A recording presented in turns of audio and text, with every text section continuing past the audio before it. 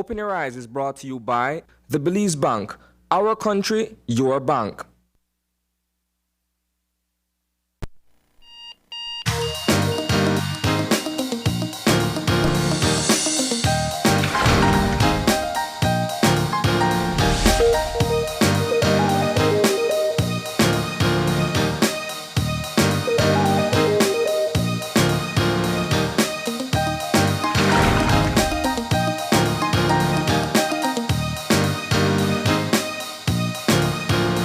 Good morning and welcome to Open Your Eyes, Start Your Morning Right. My name is Isani Cayetano. And I'm Paul Lopez.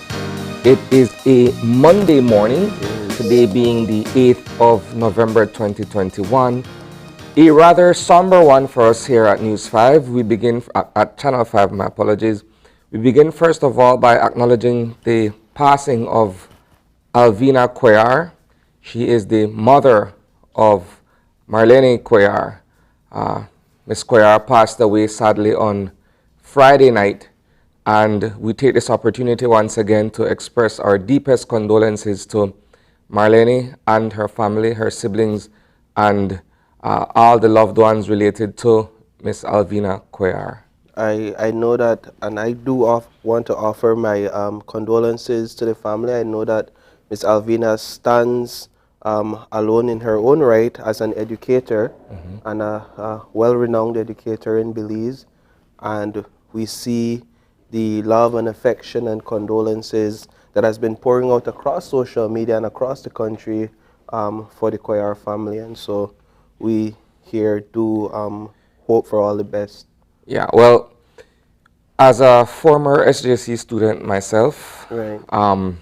She was the vice principal at the time that I attended high school in the 90s. I don't want to, put a date on myself per se, but most of us as past students of SJC who attended during that time would have been under her guidance, right? And so we know her to be a very strict, Yes. a stern educator, a disciplinarian, all right? And then, for many years thereafter, she was very instrumental in the education system, particularly at the secondary level, right? And so we do acknowledge her achievements as an educator and certainly as someone that is well known and well loved in Belizean society. I read one post of from a past student who said something to the effect of he was called into the office one day to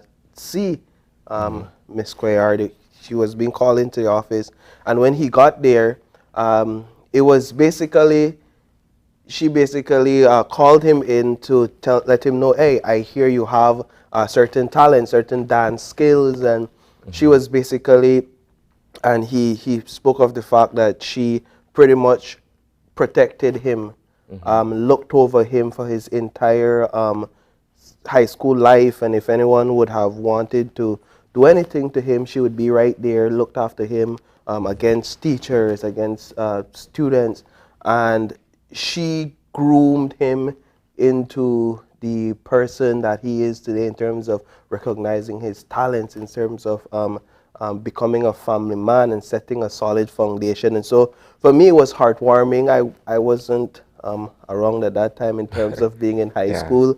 And so it was heartwarming to see one account of the impact she made on one life. Yeah. So again, our deepest sympathies and condolences to the Cuellar family. The weather, Paul. Yeah. We woke up this morning to rather a cool morning. Coming to work, saw a few folks with their sweaters and windbreakers on. Yeah, I don't know if you're an early morning person like myself, but Saturday morning and Sunday morning I woke up early. I would imagine a bit before sunrise or just thereabout, and the weather outside was cold. It was, I was like, this feels at least 60, 65 degrees outside while the sun was out. Yeah. And so I've been enjoying the morning weather at least. Well, it's a much needed relief from all the It rains that is. we've been experiencing recently. Right. Right? Let's jump into our eye opener for the morning, and then Yeah. we'll go more in Right depth in into the weather a definitely. bit later on. Yeah. So our eye opener is taken from dailyom.com, and today's reading goes as follows. Most humans are not born consciously knowing what their purpose is. It must be found through exploration. Most living things belong to a particular soul group and are born knowing their purpose in life. An animal will spend its day foraging for food, taking care of itself and its young, and creating a home. No one tells an animal to do this, yet it instinctively knows how. Purpose gives our life meaning. When you discover your purpose, you can live your life with intention and make choices that serve your objective for why you are here on the planet. Finding your purpose is not always easy. You must embrace life wholeheartedly, explore many different pathways, and allow yourself to grow. Your purpose is as unique as you are and will evolve as you move through life. You don't need anyone's permission to fulfill your purpose, and no one can tell you what that purpose is. Live your life with purpose, and you will feel significant and capable because every action you take and each choice you make will have meaning to it. Let's get your initial take, Paul. I love it. I've been exploring the idea of purpose in my life for the better part of the last decade. I think it's what drives me as a person, as an individual. In fact, I wake up every morning and I pray. Yeah. And one of my main prayers on a daily basis is that I live today somehow tapping into my purpose. I feel like it is the driver, as the motivation clearly states. It is a driver in terms of which direction you will take your life and you will take your actions and decisions.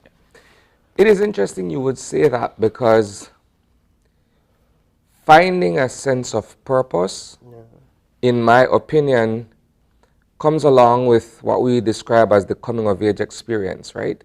Where every individual that enters adulthood has to be able to, at some point, find his or her sense of purpose. So finding one's sense of purpose goes along with what we also call vocation, right? What are you here for? What are you called to be? What is your reason for existence, right? It's a rather deep, profound question. And my journey to finding my purpose as an individual may be very different from yours and from the other person. But once I've come to that realization that I know now what I'm put here on earth to do, then the rest of my goal is to be able to achieve that purpose, right? And it happens in many different avenues. You have perhaps an academic or an educational purpose. You have a social purpose. You have a familial purpose or a professional purpose, right? And in any of those respective avenues, once you've found what it is that you're meant to do and what your contribution ought to be, then you go about being able to fulfill that. And it gives you a sense of satisfaction, right? I am here for this particular reason. Bumps and bruises along the way. I mean, that's par for the course, as we'd say. It's the journey of life, never a smooth road. But once you're able to identify what it is that you're called to do, then the rest is on you. You know, and I don't believe that a purpose has to be this magnanimous task that you seek to accomplish, for example, world peace. Take, for example, the ant. Simple ant purpose might just be to collect the bits and pieces to take to the queen, whatsoever. It's just understanding that you add value where you fulfill your purpose. It might be as simple as raising a child that might become the next prime minister. Yeah. So you see your purpose in that, you find your purpose in that, and in that way you help others to discover their purpose. I love the conversation. It's a perfect eye-opener to start our It Monday is. morning with, Paul. So going back to the weather, Yes. I believe we have a weather report to share with our viewers this morning so that they would be able to Okay, we have a forecaster on the line. We have Francisca Wellington. Good morning, forecaster. Good morning, good morning. How are you Good guys? morning. I am fine, and you? I'm doing good, thanks. You have on your sweater this morning, or is it the AC in Have the it office? right here. Nice, nice. So, tell us what we can expect today and in the few days ahead. Okay then. So we'll see generally fair weather today. We'll see cloudy conditions. We'll see few showers, mostly along southern coastal areas. The rest of the country will see little to no rainfall, and that will be for the next 24 hours. All right, so our winds north-northeast, 5 to 15 knots, and producing moderate seas. And then for the next, we say extended forecast, we'll be seeing little or no rainfall continuing. That will be for Tuesday and Tuesday night. All right, so we're nearing the end of this year's hurricane season. Is there anything we can look out for or should be aware of that's developing, or we should be following closely? Okay, at this time it's quiet. There's nothing out there. But again, let me just say we still have to be on the alert because hurricanes form on the tail ends of these cold fronts. So we still have to be vigilant. All right, so we have just about 2 weeks remaining, a little over 2 weeks. That's right. But remember now, we do have hurricanes forming way up into December. So, like I said, we just have to be on the alert. All right. Thanks a lot, forecaster Wellington. Enjoy your day. Okay, you're welcome. All right. So there you have it with the weather. There we go. I'm not complaining, Paul. I mean, like I said earlier, to be able to wake up to, this kind of cool air, Yes. it's a much needed change from waking up to the rains and that dampness during the better part of last week. All right, so we move along. This is a segment of our show when we get into a discussion on things that have been happening over the course of the weekend, things that we can look forward to in the news in the days ahead as well. So we begin the Eye on the News.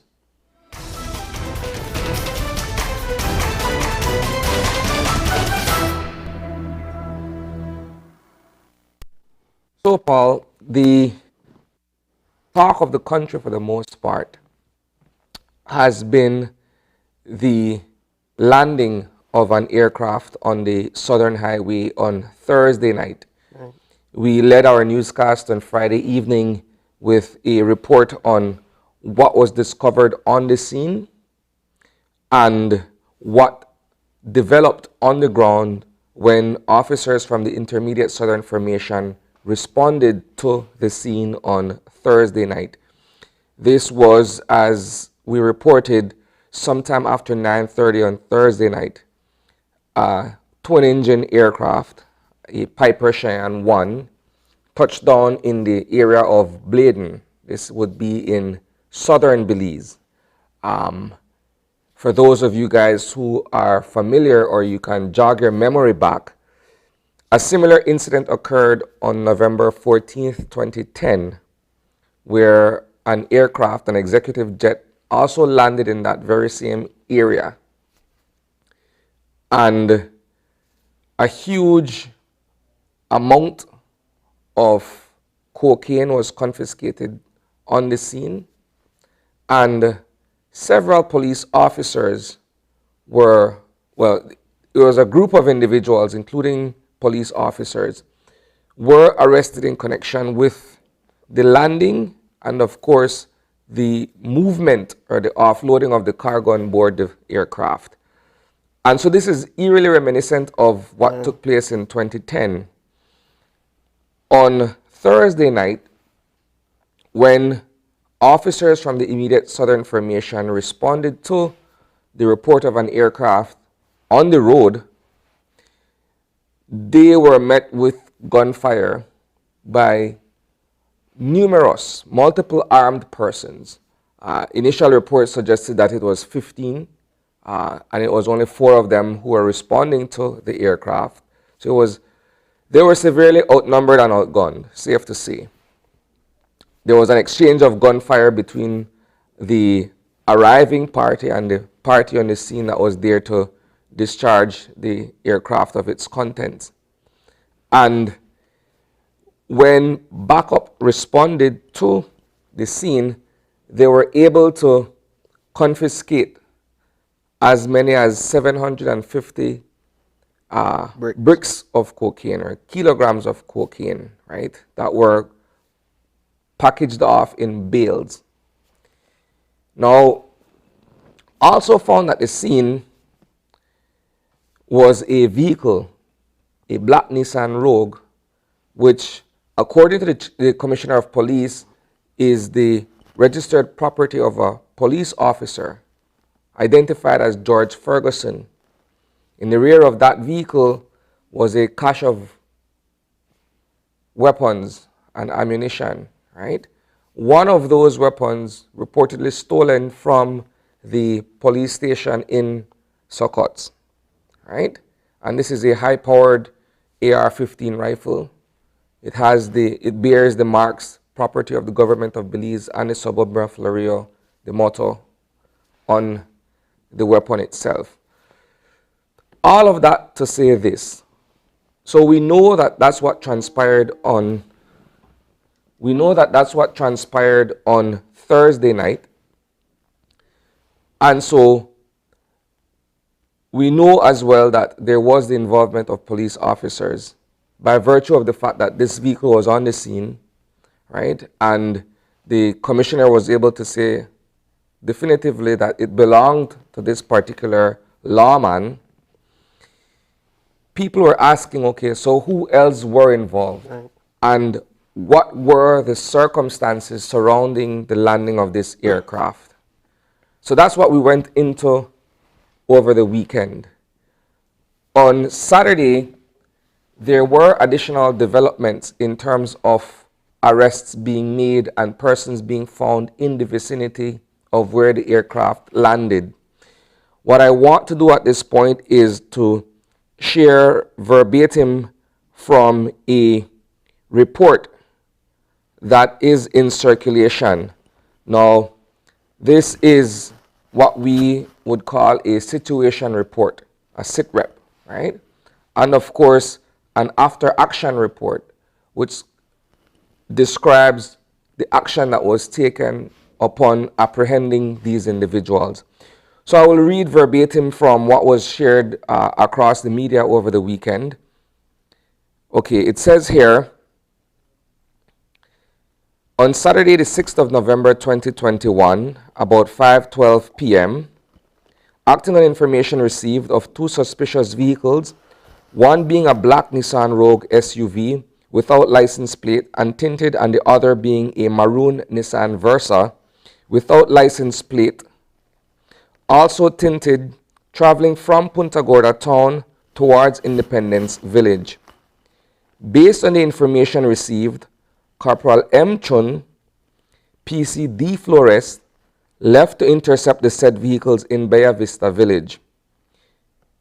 Okay. It goes on to say, whilst reaching on the highway in Bella Vista Village at this last speed bump, when police attention was drawn to the said two vehicles crossing the speed bump behind each other, and both were traveling at high speed.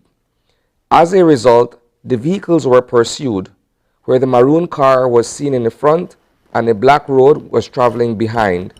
Whilst pursuing the vehicles, the police mobile manages to overtake the black Nissan Rogue, and we continued pursuing the maroon car. The police managed to intercept the said maroon car between San Juan and Red Bank Village on the highway. Upon stopping the car, police noticed that there were 3 male occupants in the vehicle. They were informed to exit the car, and a search was conducted. Nothing incriminating was found on them. About 3 minutes later, the black Nissan Rogue approached the area and was stopped by the police, where it was observed that there were 2 Spanish male persons and a Spanish-looking female and a baby girl in the vehicle. Both male persons were searched and nothing incriminating was found on them. Now the following is the action taken. Again, I read verbatim. All occupants that were found in the maroon car and in the black Rogue were escorted to the Independence Police Station, along with both vehicles.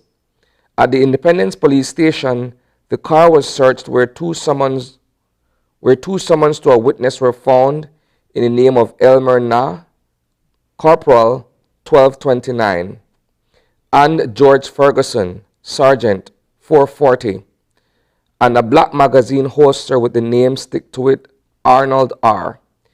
In the Black Rogue, police discovered a camouflage bulletproof vest containing 5 black magazines with a total of 139.223 live rounds of ammunition with different brand. 1 9mm Glock pistol, it gives the serial number of that particular weapon, along with 1 extended 9mm magazine containing 30 rounds of 9mm, and a magazine containing 15 9mm rounds. 2 Phillips body camera, it also gives the ID, the serial number for those equipment. A sight mark binocular, the keys to a Mitsubishi, the keys to a Chevrolet,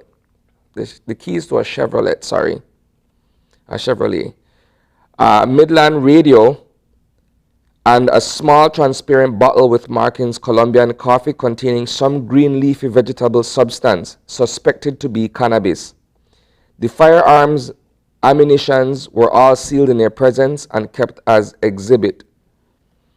It goes on to say that Elmer Na, 37 years old, Corporal of Belmopan City, Manuel Callis, 35 years old, Belizean police officer of Belmopan City, are all pending charges of kept ammunition without a gun license. The matter is under investigation. It goes on to say that there was another incident where there was a low-lying aircraft, but this seems to have been unrelated.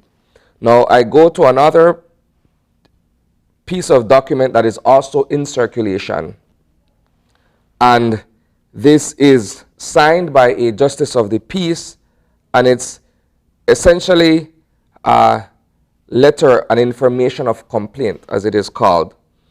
I read again verbatim from what has been shared with us. This is in the Belize Judicial District. It says here, before the undersigned, 1, Her Majesty, Justice of the Peace in and for the said country, now said that Armando Martinez, Moises Aidan Perez, Juan Esparza Sanchez, Heinrich Redekop, Johan Wall, Freddie Orlando Gongora, Delwin Casimiro, Nelson Middleton, George Ferguson, Elmer Na, Adonis Campos, and others committed the crime of conspiracy to land a plane at an unlicensed aerodrome, contrary to Section 23(1) of the Criminal Code, Chapter 101 of the Substantive Laws of Belize, Revised Edition 2011, read along with Section 20 of the Civil Aviation Act, Chapter 239 of the Substantive Laws of Belize, Revised Edition 2011. For that, you, the aforesaid, and I'm paraphrasing at this point so as to not to go over all the names I've mentioned, on the 4th day of November 2021 on the Southern Highway in the Toledo Judicial District, acted together with a common purpose to facilitate the landing of a white Piper twin-engine aircraft with markings N217W and N1Z7W without the minister's permission on the Southern Highway, which is not a government or licensed aerodrome. And it is signed by Inspector Robert Novello, and it bears the seal of a Justice of the Peace. So that is what we know that took place over the course of the weekend. The bigger picture, however, is the fact that it is not the first, and safe to say certainly won't be the last, that we will be reporting of the alleged, or in some cases the confirmed, involvement of police officers in narco-trafficking in this country. You would recall, Paul, several months ago, there was an aircraft that landed in the area behind Crooked Tree and Lemonal was a rather remote location Right. where the burnt vestiges of that aircraft was discovered, and police were able to also retrieve the payload or the cargo that was on board that vessel. And it just so happens that in that area of the New River, there were several men on board a vessel, and there was a chase that ensued on the water. And lo and behold, police officers were also, they were off duty and within the curfew period, and they were out at the river at that particular time. And if I'm not mistaken, a quantity of cocaine was also seized from that vessel. Those persons were taken into custody. Okay, that perhaps is still pending. There we have a visual of that story that we did. Right. That matter is still pending. But this is yet another case where police officers were said to have been involved in this narco trafficking operation. There was also another in the Blue Creek area, in a remote location known as Tres Leguas. This is also in the northwestern Orange Walk district, closer to the Mexican border. So these are documented cases where the names of certain officers are being called in connection with this particular illegal activity, right? And so we're watching this one very, very closely to see what becomes of it. The press conference that the Commissioner of Police held with the media on Friday also mentioned the dismissal of several officers who were found to have gone rogue, in a manner of speaking. And this was based on the outcome of a tribunal process. So now that these individuals, particularly Sergeant Ferguson, who one would say in legal language was caught dead to right based on the vehicle and the ammunition and the weapon, this also should go before the tribunal, and notwithstanding the fact that it's also a legal matter before the court, we're waiting, we'll anticipate that this will also result in some kind of disciplinary measure, some kind of measure to deal with this kind of activity. You're right in saying that this is not the first time we're hearing about this. It's documented cases. I think what we are hearing about now, however, is unique in the sense that we have a larger group of police officers being charged in connection with this from what is considered a high-profile team. And it's public knowledge that this is the team of ACP Vidal. That is public knowledge, and it is the question: how does officers go under the radar, per se, in being able to carry out these illicit activities? And we're talking about officers who are trained to respond to these activities. So the question perhaps is, what are the oversight mechanisms in these teams when it comes to how does the commissioner hold himself accountable for such an act? How does ACP Vidal and those within his team hold themselves accountable for these types of action? And whether or not these officers are dismissed, whether or not these charges do go through into conviction, what needs to be discussed is the mechanisms that will be put in place to ensure that these things do not repeat themselves. Certainly, and that is a question that we should also put to the Minister of Home Affairs. Indeed. As the political directorate, to see what happens in terms of matters such as these, right? So that was a singular issue that we wanted to discuss with you this morning in the Eye on the News. Certainly this story, again, it's developing, and other stories will be shared with you at 6 p.m. You can catch it live on News 5. And of course, our content is also streamed on Facebook and YouTube. So that does it for this morning's Eye on the News.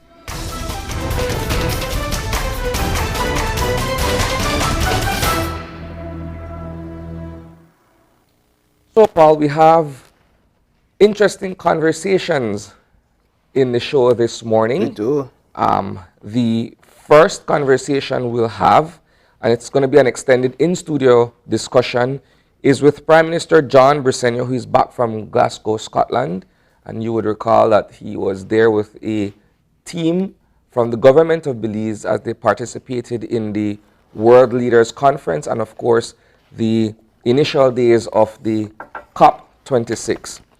And the second individual who's going to be in studio with us for that conversation is the Belize Program Director for the Nature Conservancy. And we're going to be discussing the successfully negotiated super bond. And this is through what we now know to be the blue bonds, right? So that's our first conversation. And in our second conversation, we'll take you back to Glasgow, Scotland, where we have reporter Dwayne Moody, and he will be joining us via Zoom to review week 1 of COP26 and some of the expectations for week 2. Well, maybe we also get to hear a bit about Dwayne's experience in Glasgow in terms of the food, the culture, and perhaps the culture shock. So that's our second conversation. So before we go to our first commercial break, we are saying happy birthday to Homadine Dakers Samuels. I hope I got that name correct. Homadine, we do want to say happy birthday to you from all of us here at Open Your Eyes and Channel 5. We do hope you have a wonderful day.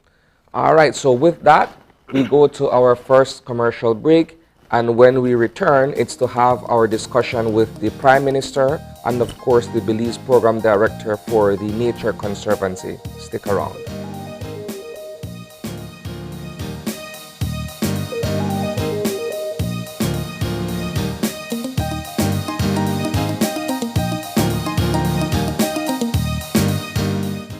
Bundle the fastest, most reliable, unlimited broadband in Belize with your prepaid or postpaid mobile plan or Netflix. You can bundle your broadband with your prepaid and enjoy 50% off all national calls, plus get SMS and data. Paid plans?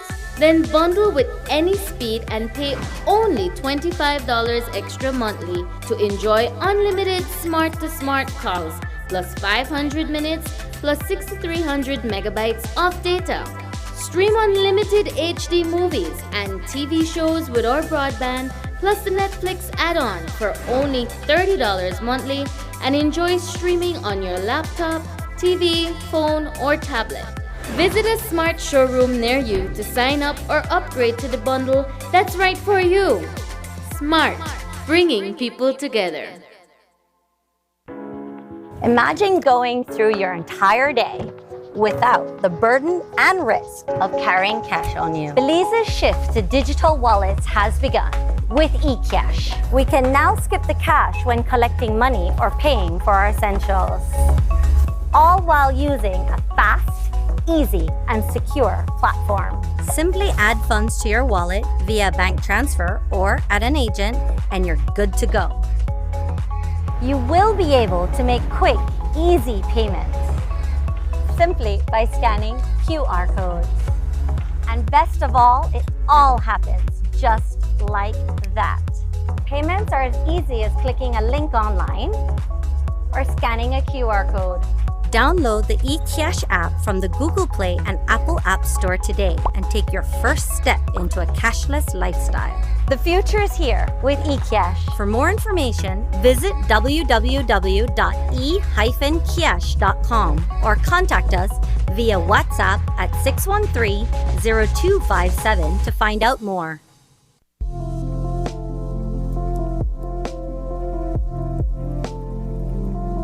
The truth is, when the invitation was extended, I was excited. Generally, I like to volunteer. I like to take an active approach in being a part of the solution.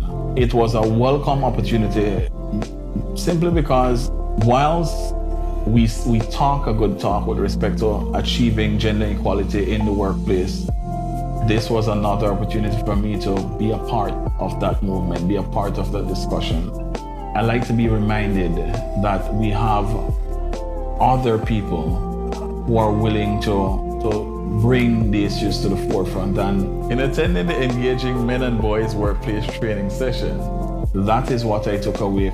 We have male figures, male role models, successful males in our society who are no longer willing to subscribe to the archaic, patriarchal, solely male-dominated way of living, but to understand that we are equals. Even here in the magistracy, it's the same. We have an all-star female cast leading the judiciary for the first time in the history of Belize. And it's welcoming, it's eye-opening, it's refreshing.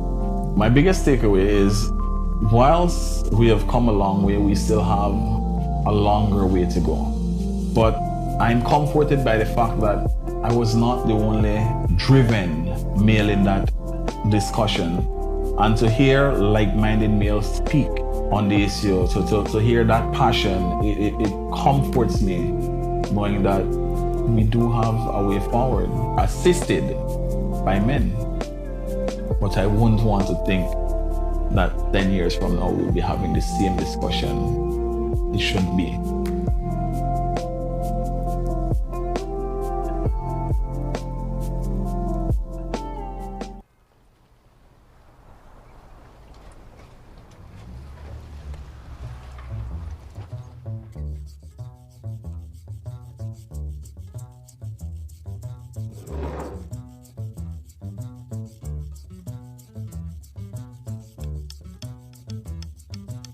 Hi, my name is Chef Jenny. I am the head chef at Elvis Kitchen for the past 35 years, a family-owned business.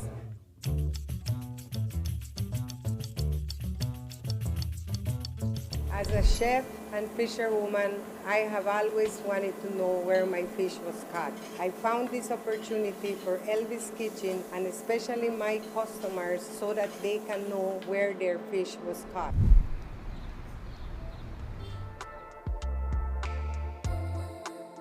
Hi, welcome to Elvis. Our dinner special will be your whole fish, deep fried, served with rice and beans and green salad, right? But if you'd like to learn a little bit of the catch tonight, you can easily just scan the code on the table. Awesome, thank you.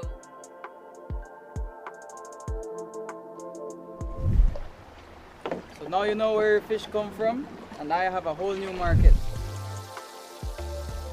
Ready fish steaks and shrimp, topped off in garlic butter sauce, and our whole deep fried fish, all right? Enjoy the meal. Thank you.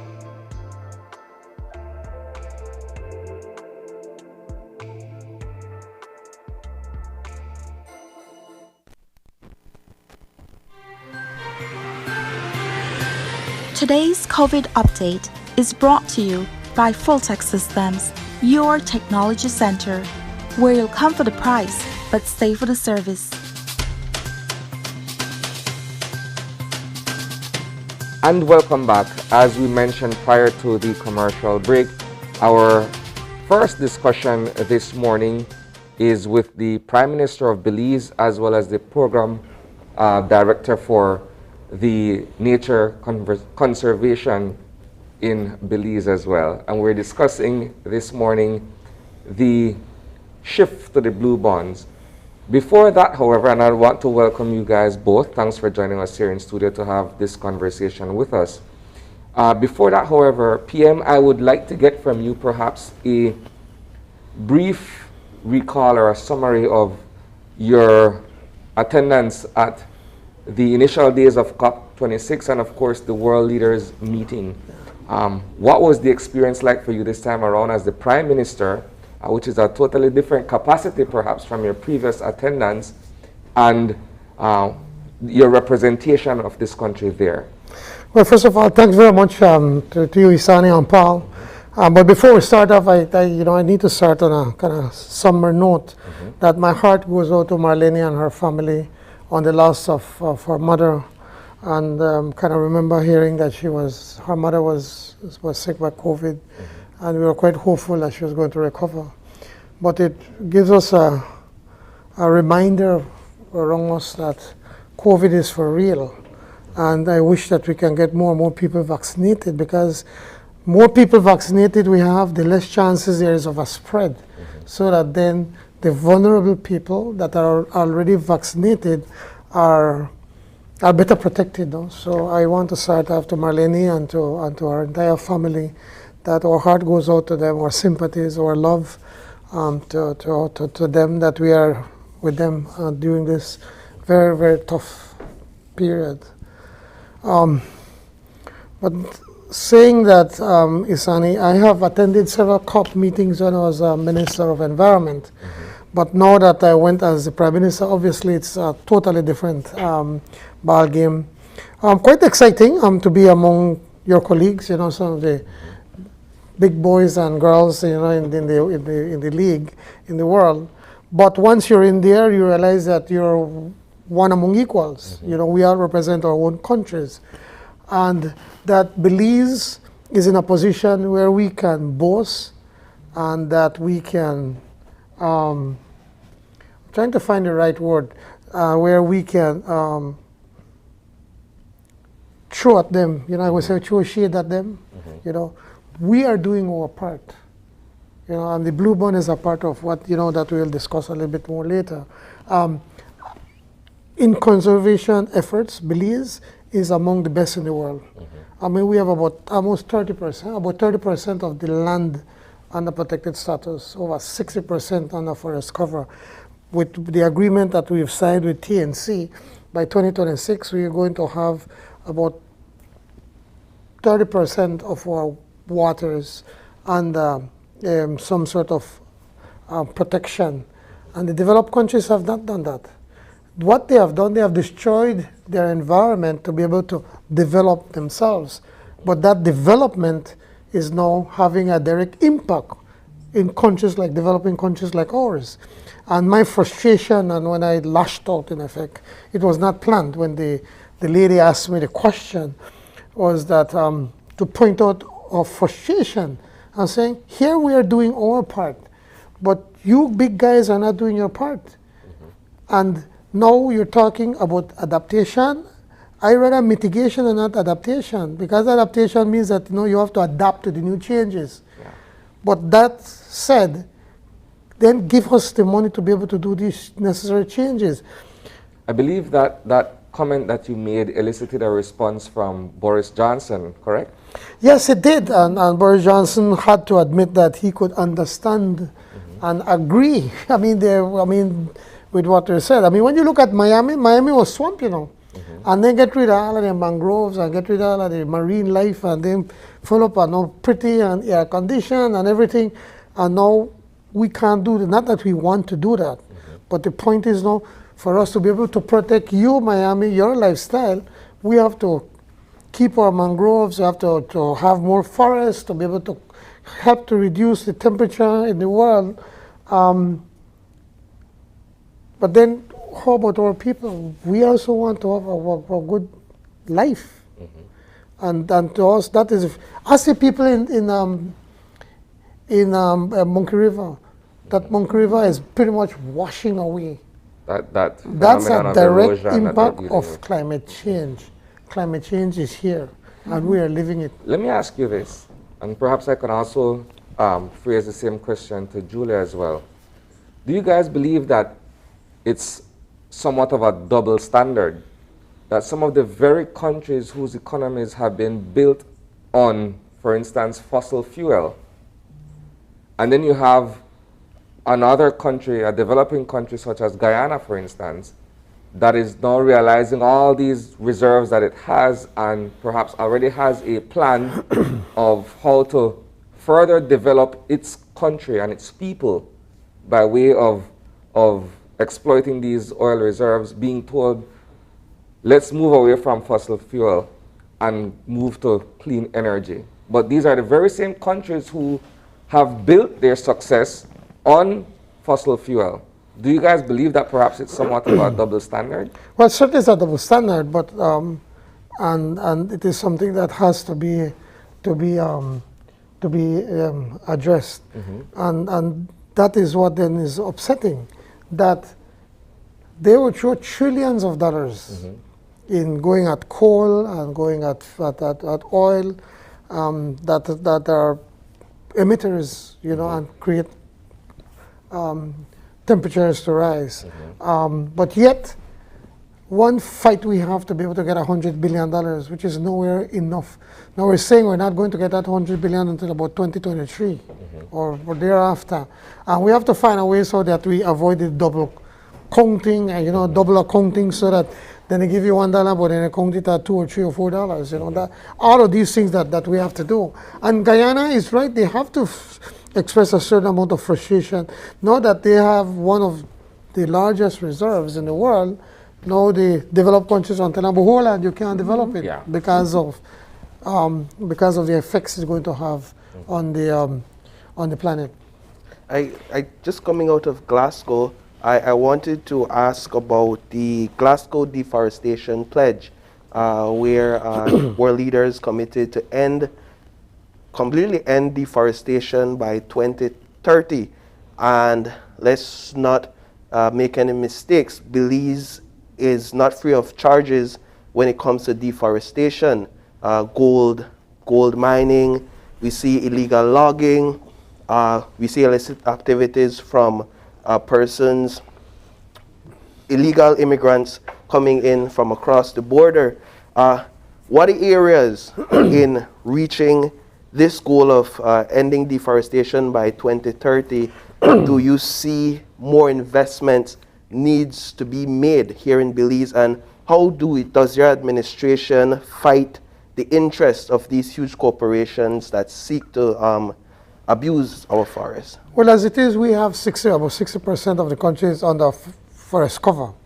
Doesn't mean that we have to be able to cut down. I'm not saying that, just to point out.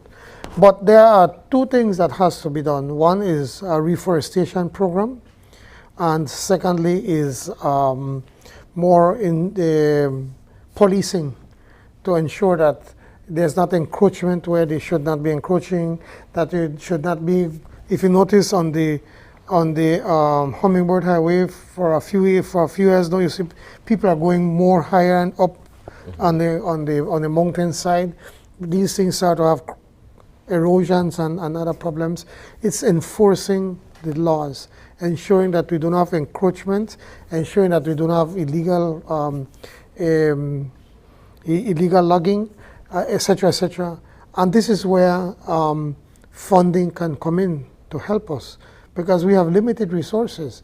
Now, if we can have access to the funding, and this is what the Blue Bond, the conservation fund that we're setting up through the Blue Bond will be able to help us more on the marine, but using the $100 billion that they're talking, that if we can have access to these monies, then we could do a lot more in protecting what we have, and then doing a more aggressive reforestation program. When I was the Minister of Natural Resources, remember we had the issue of the barred beetle. And we invested and we planted, I think it's over 10 million pine trees. And right now, if you go into the Mountain Pine Ridge Forest Reserve, you will see a lot of these trees have grown beautifully over the past 14 years or so. So that's what we have to do, both approaches. If I could add a little bit to that, Paul, because in addition, I think one of the greatest drivers for deforestation in Belize right now is agriculture. Yeah. And so this is one of the things that actually we will be partnering with the government on to help to do it in a more sustainable way, right? To do it in a way where your soils remain healthy. You can do agroforestry where you can plant and maintain your forest cover as well. So there are also ways in which you can develop the economy, continue to, improve our food security without having the devastating impacts of clear-cut industrial type agriculture. So nowadays there's a lot more tools, there's a lot more information, and these are some things that we want to work to help to invest and apply in the country. Let's look at that in the context of cattle ranching, for instance, where huge swaths of land is cleared to have cattle, cows and stuff be able to graze and forage and what have you. How do you look at that in the context of economy and agriculture, but at the same time it has an effect on the environment? I love that you use that example of cattle. You can look at places like in Mexico and Guatemala, right in our neighboring countries.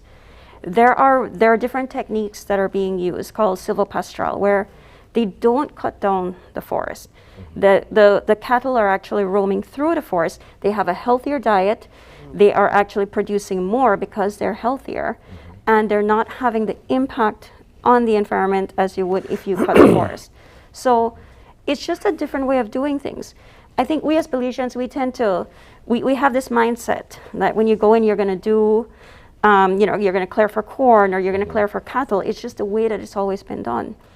What we need to do is to educate and train and let people know that there are better ways to do things where you're going to increase productivity, reduce cost, and have a lower impact on the environment. I fully subscribe to what Julie has been saying, that we need to look at ways of doing things differently, doing it smarter, not harder.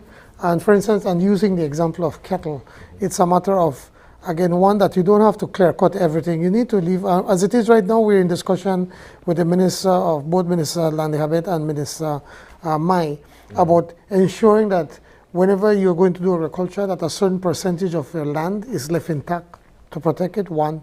But secondly, with cattle, you don't need this, what they say, an acre per one head of cattle, because then you could also grow your own grass. So you need less land. Once you can grow your own grass or grow your own corn to be able to feed them, so they do not need larger spaces. You don't have to be able to land clearing. The technology is there. It's just a matter now of us passing on that technology to our farmers.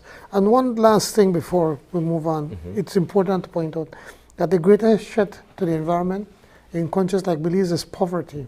That is why you have so much illegal logging, because of poverty. People say, I cut one tree, I could go and leave $100 for that, or whatever the going price it is. We have to address the issue of poverty, and that means by creating jobs and opportunities for our people. And that goes down to the economy.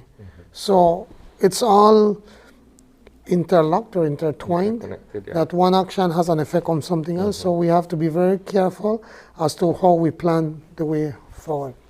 Let's segue now to the Blue Bond. I guess this is where we attempt to break down the complexity of this particular initiative and to share with our viewers what the benefits of it will be to the Belizean public. PM, begin by sharing with us government's move under your administration to see this through. Well, certainly, Isani, I think this is a win for the people of Belize. And I know within the political circles, people say, well, we get it done, or which is the truth. Or the UDP say, oh, we started out. The point, to me, what's more important, that we made a win for the people of Belize. Here, where the super bond was worth about $560 million. And we paid them off thanks to the efforts of TNC. And we're very appreciative for what they have done by paying them off at 45 cents on the dollar. That saved approximately $500 million, Belize. I mean, that's $500 million that we'd have had to use taxpayers' money to be able to pay. That allows us to be able to have more money, to be able to put in education, to put in health, to put in agriculture, and all that needs to be done. So in simple terms, it means that we have less money to pay. But just as important, probably even more importantly, to me what's more exciting is that paying this off now, we set up a new, what we call now the Blue Bonds, worth about $360 million. And maybe have $1 million or two here, approximately $360 million US, for which we are setting up a conservation fund. It's about 20 plus million US. The endowment is $23.5 million. And so that whilst we eventually would be paying off the Blue Bonds, we'll also be setting up a conservation fund.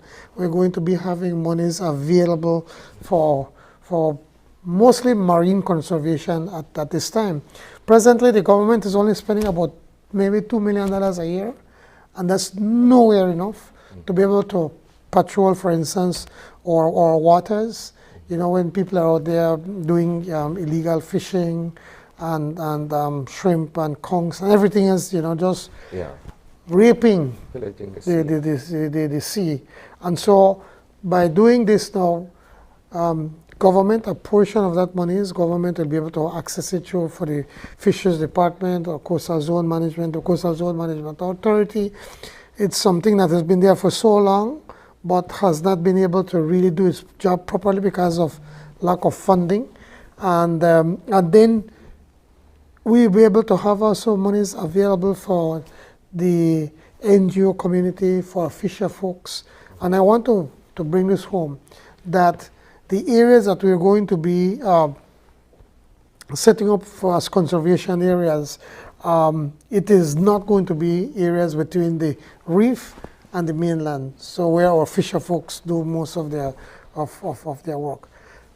It's something exciting, it's something new, it's something that the rest of the world is looking at. I mean, this is the largest, by far, the largest marine or conservation buyout that has been done. The beauty about it is that we have debt forgiveness. A lot of small countries like Belize, we were at about 130% of debt to GDP.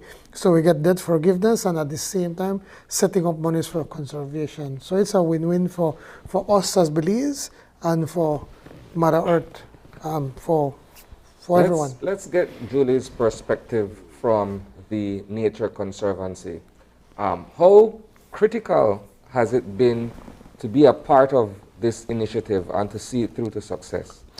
Isani, this has been actually an incredible experience to be able to work on this, develop this with the government, and to bring it to fruition. I'd like to just maybe try and break this down a little bit more. The PM did a great job in, so I want to take it a little bit further, because on one hand, there's the debt restructuring for the super bond. So that is one agreement, and within that, what we were able to do is, like the PM said, immediate debt reduction of $500 million Belize dollars. But then, in addition to that, we have longer repayment period and reduce debt service payments. So the added benefits are even actually much higher. So that's just the financial side. Then there's the conservation, what we call the conservation financing agreement, which is the conservation fund. So that is a 20-year agreement whereby we have this endowment that government is putting in $23.5 million US dollars as a seed, so to capitalize that endowment. That endowment is going to grow. After 20 years, we anticipate it'll be somewhere in excess of 90 million US. So over 180 million US will be available for conservation in perpetuity. At the same time, there are payments that will be made from the savings from the super bond, which is now the blue bond, and those savings, which will amount on average over 8 million Belize per year, will go into this conservation fund. And that will carry on for the 20-year period. At that point in time, the loan is done. The blue bonds, all of that is completed. Then the endowment kicks in. And that is what provides the funds in perpetuity, because all they're doing is removing the interest off of that endowment. So this is for TNC, this is the second one of these that we've done. The first one we did in the Seychelles back in 2016. But this is the very first one that we're doing under our Blue Bonds for Marine Conservation Program, which we launched in 2019. It is, as the PM said, the largest debt restructure for marine conservation that has ever happened in the world. So Belize continues to be a global leader. We're on the global stage. I think this goes back to some of your earlier comments, PM, at COP. It gives us as a country a platform to say, look what we are doing. What are the other countries doing? And I can tell you, there has been such a flurry, and everything from investors and banks wanting to be a part of this. And so I see that us as Belize and the Nature Conservancy together, we're really, we're trailblazing, we're leading the way to global change. What's important about this, if one more thing to add, is that but what we're doing now, once we set up this conservation fund, it is, we have a fund that now can attract more money. Yeah.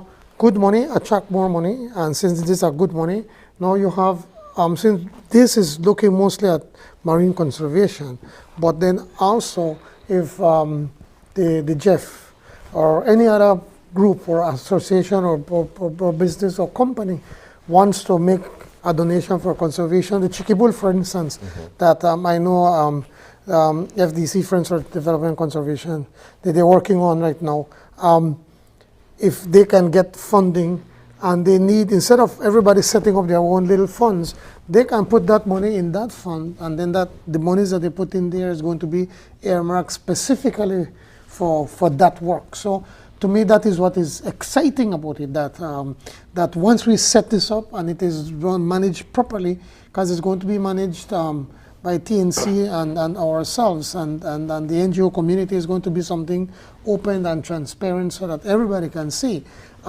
it will be able to attract more funds for conservation efforts in Belize. Behind the numbers, one of the main purposes here is marine conservation. What Belizeans also seek to know, apart from the numbers, is how does this affect me? How does this benefit me? How does this benefit my country? We know that also that there are several, but before I get there, let me ask that question in terms of what are the end goals when it comes to marine conservation, and how does this directly impact the lives of Belizeans, especially those who depend on the ocean for a livelihood? Thanks for that question, Paul. I've been listening to the news. I've been hearing a lot of discussions about the various conservation commitments, and yes, that is a part of this deal as well. So as the PM mentioned, the first one is really to have all of our oceans, this goes out to the EEZ, 30% of that under protected status, right? Half of that would be what we call high biodiversity protection or no take. The other half would be multiple use, right? So you can still do fishing and can still do other things there. Right now, we as a country, we are at almost 16% protection. Now, I want to clarify this right now because there's a lot of numbers circulating. The reason why the numbers that you'll hear different numbers because we're looking at all of our oceans to the EEZ. A lot of numbers that have been reported previously only go out to our territorial waters. In terms of how this is going to benefit, the way in which we're going to do this is going to be through a marine spatial planning process. Now, when I talk about MSP, that's what I'm talking about, Marine Spatial Plan. So the MSP process is one that will be stakeholder driven. It'll be led by the government. It will be facilitated by TNC and others. Will help to build a capacity to go through this process. This is not something that will happen overnight. This is a 5-year process. The MSP, it's a participatory process. It is where you bring in all the different users, all the various sectors, fishing, tourism, just coastal communities, recreation. But it's not only about present users, but you also need to look at the future. What are potential future uses? Could there be uses in energy? Could there be, could we have wind farms? We don't know. Navigation, all of these things. So you bring in all these, all these sectors together, and they are the ones that drive where the areas should be assigned for protection. It is a way of just taking your marine space and putting in zones and say, this is where you're allowed to fish, this is where you're allowed to do deep sea fishing, or here you can do recreation, here is for tourism, to avoid conflicts between the users. But the users are going to be the ones to drive that. So in terms of what the benefits are, it's really, we're talking about planning for our oceans, current use, future use, but in order to reduce impacts. So that's one of the things. And the end goal is really to have a marine space that helps to build our economy, but also provides protection, because as you know, that reef is really what protects us against storm damage. When you have hurricanes coming in, and you can compare areas where, for example, mangroves have been clear cut, and areas where the mangroves are still intact, and you can see the difference in the damage. So all of these are things that need to be taken into consideration. And that's, that is really going to drive sort of how guide how do we develop our marine and coastal seascape. Let me quickly add something when she was talking about that. It reminded me with the conservation areas that we have on land. A lot of that was not properly thought out. You just declare this area because for whatever reason, X reason. But when I was, again, the minister back then, we started to realize that there are certain areas that we have put on conservation that should be agricultural land. But other areas that we're giving out for agricultural land should be for conservation. So we, through the efforts of the Protected Areas Conservation Trust, the PAC, we got funding to be able to revisit the entire plan that we had, the Protected Areas plan. Unfortunately, well, then I left, so I don't know what really happened with that project, which was very important to be able to redefine we did it at Marine Pines Park, Pines Creek National Park. National Park. I'm trying to remember, yes. Working with Will and Tide, where we kind of shift to open up certain areas. So what Julie is talking is very important, but how it will affect Belizeans up front?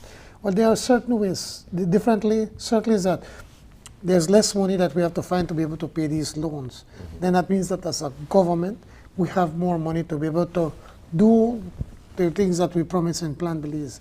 The issues of free education, the national health insurance. As it is right now, for the first 5 years, we're going to save about $50 million US.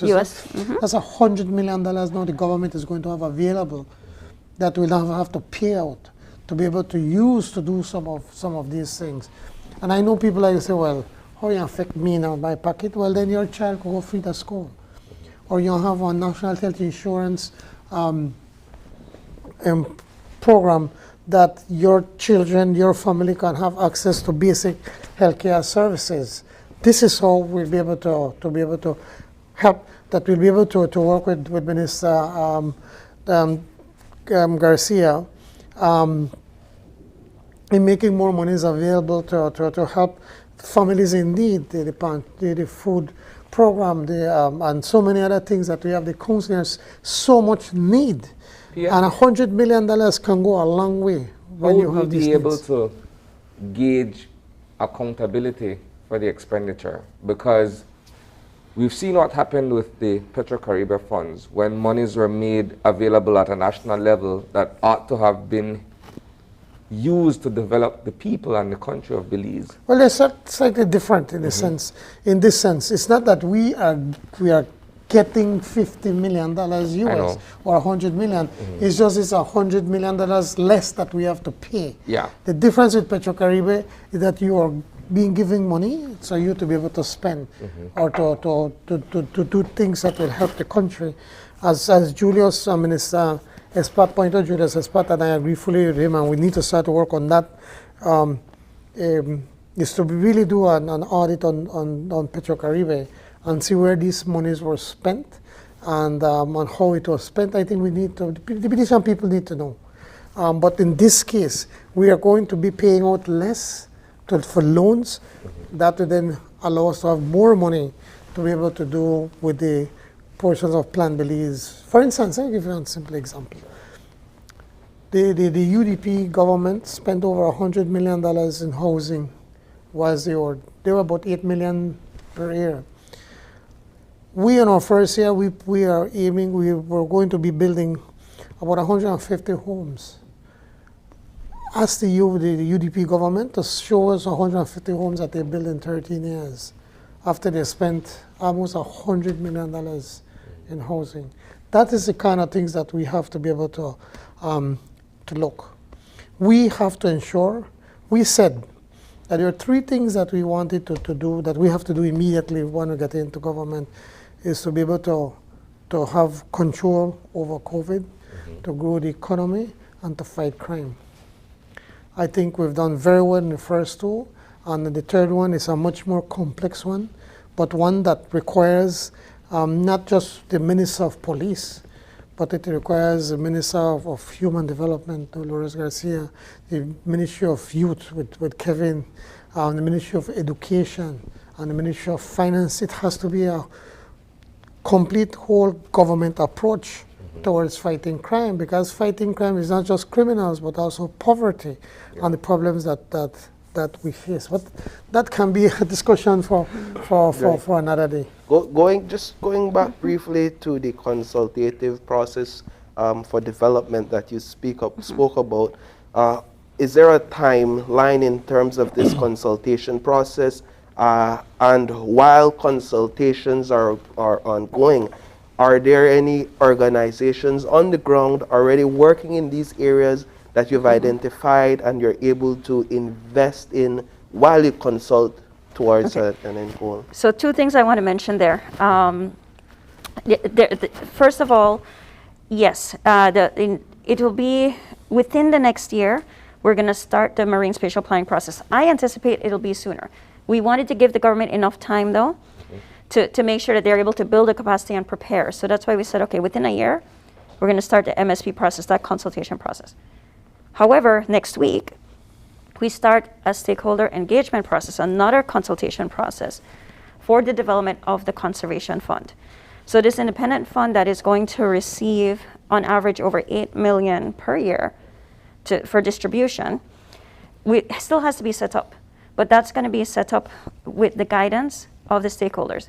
We've gone through, we have identified all the various stakeholders across the country, everything from, government, non-government, private sector, village council, everybody. And we're going to start this process next week. We're going to start sharing some more information about what it is, how we're going to develop it. And that's going to last about 6 months before we're able to actually establish that entity, that conservation fund. Once that conservation fund is established, it'll be independent, have its own board, have its own staff, and they'll be the ones to issue the funds back to various government departments to implement the work under the MSP, as well as through a grants program, provide funds to conservation NGOs, to fishing cooperatives, coastal communities, private sector, to help so it's not just about conservation, but it's also about livelihoods. So that's so there's going to be 2 processes, one to establish the conservation fund, and then the other, which is the longer MSP process. The exciting thing about this is that here now, talking about the transparency and accountability, is that now government, when they be making their payments to the blue bonds, a portion of that money will be going down into the conservation fund. And that conservation fund is not going to be controlled by the government. It's going to be managed by a group of different groups of people, organizations, and with what is going to be clearly spelled out on what is going to be spent. And from that, then a portion will be used then where then the fisheries department can access funding. It's not a matter where the fisheries department just get a check. It's that they say, well, this is what we're going to do. These are what are going to be our targets and our goals, and then they get funding towards it. And the same thing, like I use the Coastal Zone Management Authority as another example, and anything that has to do with marine, and then the rest of the monies then will be accessed by the other NGO communities and cooperatives, as what Julie has mentioned. It's quite exciting what we're doing. Complicated, but we're trying to make it as simple as possible so people can understand how is it that they're going to benefit. What's the terms of repayment on the blue bond? It's going to be 20 years. For the first 9 years, 19 actually. For the blue loan, it's 19, and the conservation is 20.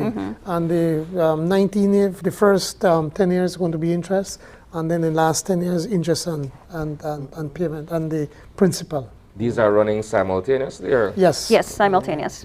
Yes. There's the deal sounds to many too good to be true.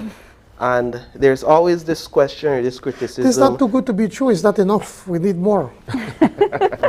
Well, there tend to be this criticism when it comes to in terms of ulterior motives. What does the creditor get from this? What does TNC benefit from this in terms of? Well, one of the things that Paul, let me start up by saying something and answering that this was not done alone, just by us sitting down negotiating with TNC and also the bondholders. it is something that required the assistance of everyone. In government, remember, we had to cut salaries by 10%, and our teachers, our nurses, our doctors, our public officers, all of them helped us to be able to accomplish this. Because by doing this, then we could have gone to the bondholder and said, we can't pay you. We just cut salaries. We just cut government, the monies for government by about 20%. And so we can then negotiate in earnest with them. Or else they would have never agreed for a 45% cut, or for 45 cents on the dollar cut. So it is something that everybody participated to make this available. Let me ask you. Actually, sorry, but I do want to, one of the things that Paul said, so it's too good to be true. Yeah. And I think you were kind of getting to like what's in this for TNC. Yes. Is that what, yeah. Well, I was going there. I figured that's where you're going. One of the things so TNC, this is TNC Belize. We have been working in this country for over 30 years. In fact, next month we celebrate 30 years when we first opened our office, right? Yes, we are a part of an international organization that but we are Belizean. So everything that we are doing is just as much for us as it is for the organization, right? But more importantly, what it's doing, we are a philanthropic organization, so we get our funds from fundraising and from donors. What this does is that it frees up funds to go back into conservation without having to fundraise for it. You are reducing the debt, and the savings from that debt of a sovereign nation, in this case Belize, is going into conservation. Imagine if we as TNC then had to go and raise this, 200 million or 85 million, whatever it is. We don't have to raise that now. That's going into conservation. So it is achieving our mission while it is providing benefits for the country. How can you not love it, right? We can't. It's a win-win because, as I said, as a government, our debt to GDP will go down by about 12%. We're saving $500 million. Yet, when we're paying, we're setting aside monies for conservation, which will end up to about $200 million. Let me ask you this, PM. As the Minister of Finance, how challenging was it to be able to approach the bondholders once again after perhaps having previous meetings with them where they sort of frowned on government's proposal to refinance the super bond? Now you put together a team, you sit with the Nature Conservancy, and you come up with a proposal that you had to pitch to them. The threshold was set at 75%. How difficult or challenging was that to be able to sell the idea of this particular restructuring, if I may? It was very difficult, but as I said, for us to be able to do that, we had to do the hard choices here. Remember when we met with the IMF and we said we have our own homegrown plan, and the IMF said, okay, we're going to take one. We don't think you can do it, but we're going to look back and see what you're doing. It is only after they saw us meeting with the unions, doing the consultations for months to get them on board to understand what we're trying to do, that they agreed to the 10% and then at the same time working with the private sector, with agriculture, with tourism, the BPOs, to see how we can get the economy, jumpstart the economy.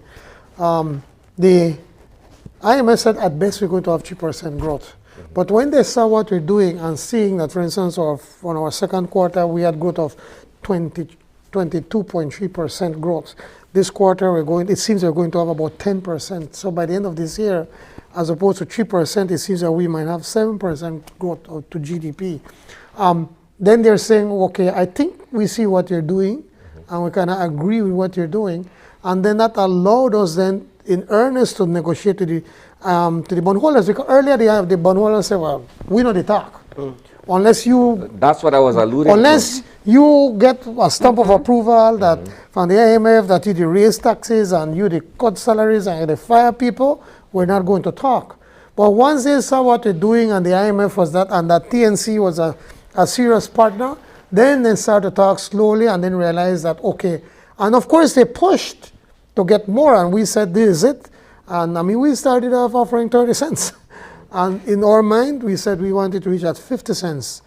And if you kind of a little bit complicated, but if you take away the deferred payments that the borough administration did to the end and the interest payments that we did not pay on first, we actually got 51 cents on the dollar as opposed to the 55 cents. So we had to do the tough choices and to show that we know what we're doing before we could have gotten the bondholders to negotiate. These are seasoned business people. I mean, they would go at you if they have to cut your throat to be able to get their last dollar. They're going to do it.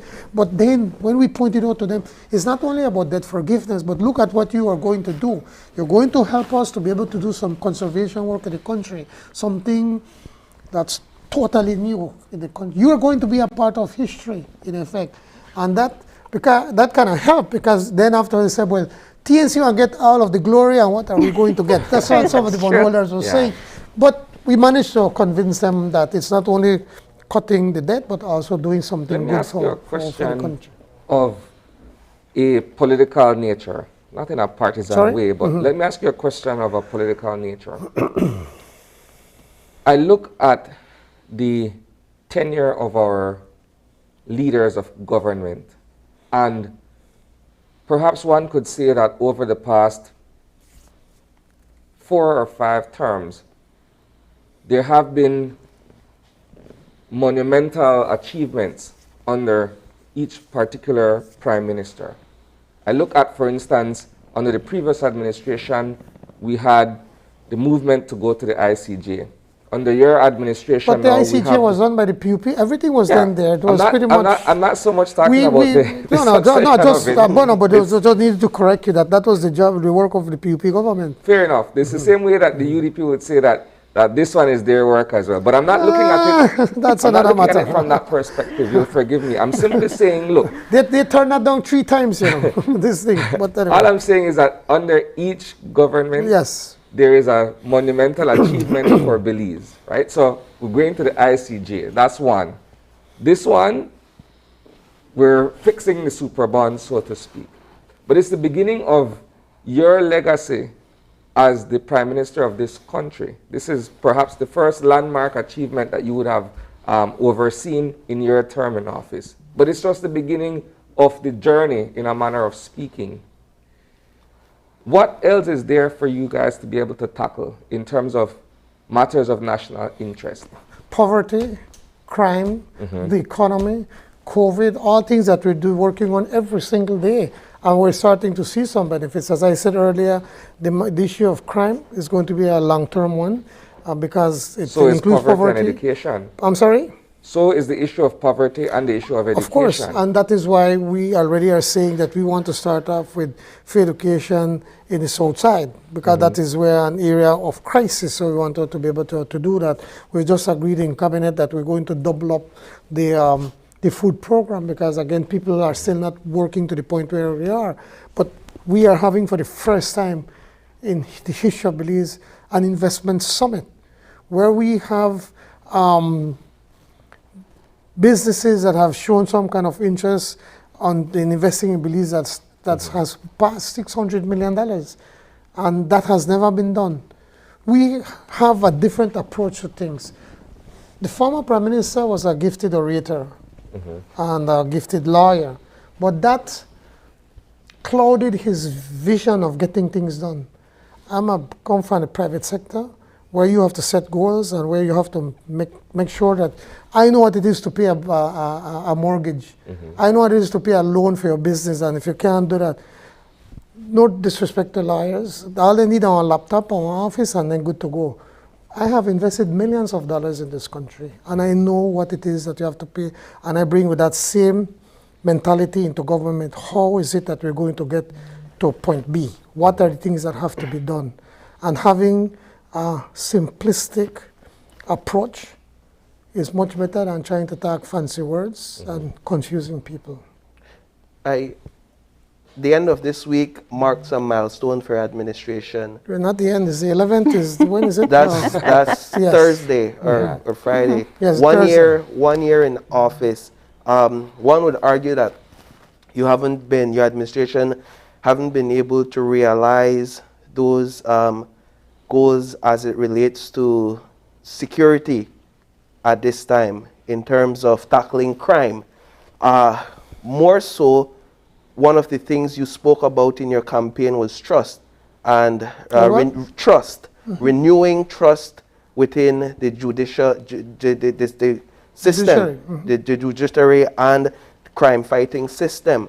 What we've been seeing play out over the past few days in the news has to do with allegations that high persons within the ranks and file of the police department are involved in crimes, particularly the landing of drug planes or narco trafficking. Initial reactions, initial thoughts to hearing two these things news? I need to point out. We never said that we're going to accomplish everything in 1 year. It takes time. And look at what we've done so far. Look at COVID. Look at the vaccinations. More than 50% of Belizeans have gotten, I think by now, their first dose. We have enough vaccines for everybody that wants a vaccine right now.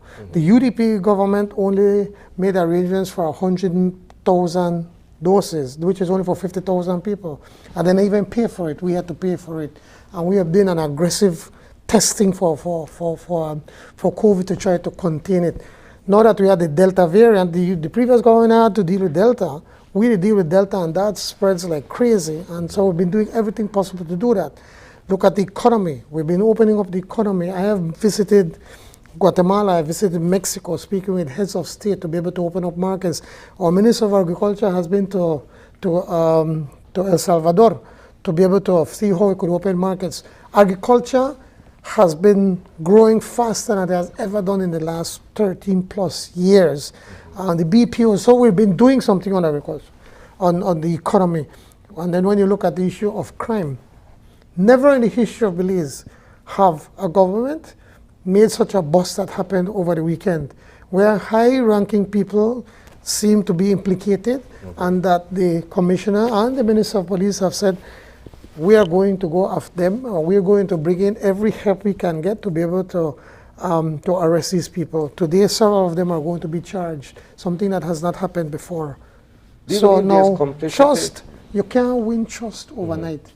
If you have a problem with your brother or your wife or your sister, you tell them you're sorry, and they will forgive you, but they will still be looking at you suspiciously. It will take time.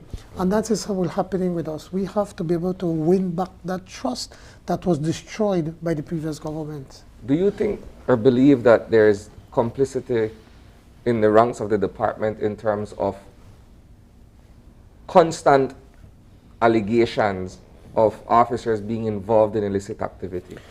Well, from what we're seeing right now, and I don't have the information, and even if I had the information, I don't think I'll be able to speak to it at this at the moment.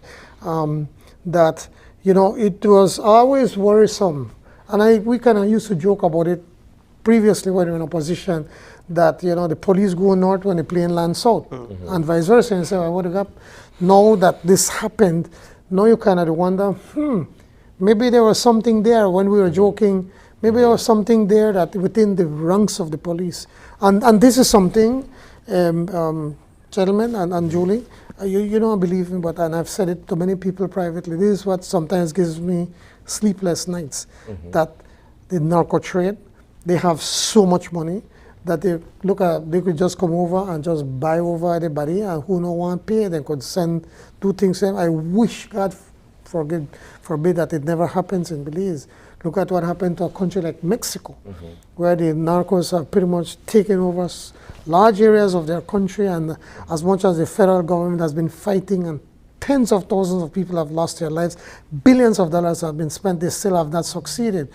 What about us small Belize? We need to root it out now before it just takes us over. So I'm pleased that something like this happened, that we managed to do a bust, and that it implicates, it seems that the people that are involved in it, and that it seems that even within the police department, that can give us an opportunity to be able to root out these bad cops. You realize that we have fired, I think, about, or released, I think it's about 30 or 40 cops already in the first year. 40 according to 40 of them too, yes. So we are trying to do as best as we possibly can. As soon as we find out that there's a cop that's not operating the way it should, we're trying to weed them out. It's a difficult challenge. It's a difficult challenge. I mean, and I'm not going to fool anyone that it's going to be done overnight. Is there any request from your administration to have some identified persons take a hands-off approach on the investigation of this case? Or Sorry, is what? Is there any request from your administration for certain persons of influence to take a hands-off approach? Well, I have when been it out comes of the to this country, so I just got in investigation? yesterday evening, and I'll be meeting with the minister and the commissioner. But what I can assure you is that we will do everything possible to get to the people behind this. All right, so are there any parting words that you guys would want to share before we conclude our conversation? Just that I feel that we, when I say we, the collective we, government, TNC, everybody that's worked on this deal, and even those that haven't worked on it, I think we should feel really proud of what we've accomplished. This is going to be transformative for our country. It is going to have a ripple effect across the world. So I think now is the time for us to really just, be proud and applaud, applaud ourselves for what we have accomplished as a country. Well, Julie, I think it's going to have a tsunami effect, not a ripple effect, because now everybody's looking at what we have done and how it was accomplished. So I think it is, rightly said, transformative. And certainly as a government and as a leader of this government, I'm very proud to be a part of it. And of course we could say, we did it all on our own, and we had a phenomenal debt management team that worked on it. I mean, people like Mark Espat, Ambassador Mark Espat and his team, and also in the US, they had a group of people, all of them working on this. They did a wonderful job. But to me, the true heroes of all of this and getting this done is the public sector, our government employees, or as I said, our teachers and doctors and BDF and even the police and the public officers, because by them willing to take that cut, that 10% cut, and then with their work to be able to cut government finances by about 20%, we managed to be able to convince the bondholders that we're serious about what we're doing. And so I think they are the true heroes. They are the ones that really helped us to be able to cross over that bump or that hill to be able to get this done. And certainly I can't end by not thanking the TNC. I mean, what they have done is phenomenal. And the work that they have been doing is priceless. And they have people that are really, really dedicated. And I'm proud to say that Julie, a Belizean, here working with us in accomplishing this. So, and I thank the Belizean people for having that faith in us. And hopefully, and with time, slowly winning back that trust that people should have on their governments. Once again, thanks for joining us this morning for this extended conversation. I think should have been 20 minutes. It has proven to be rather enlightening, not only for myself and my co-host, but for those watching as well. Thanks again and good morning. We take another commercial break at this point, and when we return, we are going to be joined by our colleague in Glasgow, Scotland. Dwayne Moody is going to give us an update on what has transpired over the past week and what we can look forward to as we continue with COP26.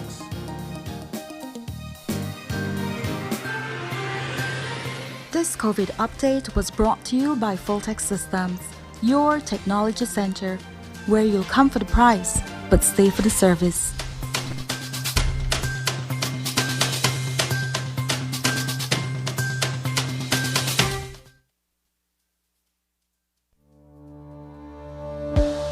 Working off-site doesn't mean you have to be off your game. Studies have shown that simply adding a keyboard and mouse to your laptop increases productivity by 26%. Add a monitor, and you'll be 35% more productive. At Fulltech Systems, we have what you need to enhance your remote work or e-learning experience. With devices such as headsets, video conferencing monitors, webcams, keyboards, mice, docking stations, all with the brands you trust. Keep connected with collaboration tools like Microsoft 365 Suite and Kaspersky and perform efficiently no matter where you are. Fulltech Systems, your technology center, where you'll come for the price, but stay for the service.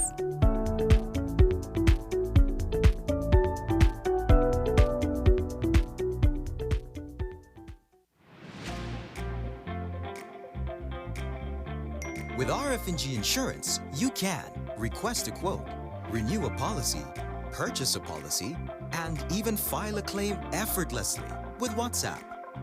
Here's how. WhatsApp the words "Get Started" to 670-8700. We will prompt you to select the service that you are interested in. Select the service and answer a few simple questions. An RF&G representative will process your request and follow up with you when your transaction is completed. It's that easy. Skip lines and WhatsApp us. Remember, it pays to get it right with RF&G Insurance, a road group company.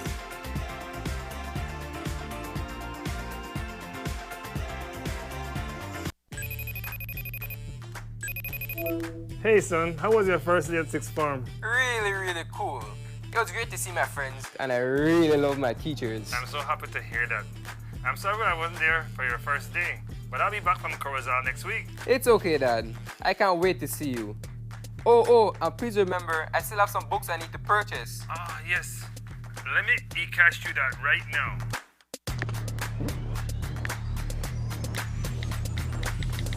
Money has been sent. I add a little extra cash just for you. Whoa, Dad. Thanks. Got it. You're welcome, sir. Download the eCash app today and take your first step into a cashless lifestyle. For more information, visit www.e-cash.com or contact us via WhatsApp at 613-0257. eCash, the future is here. How can we support the emotional well-being of older adults during COVID-19?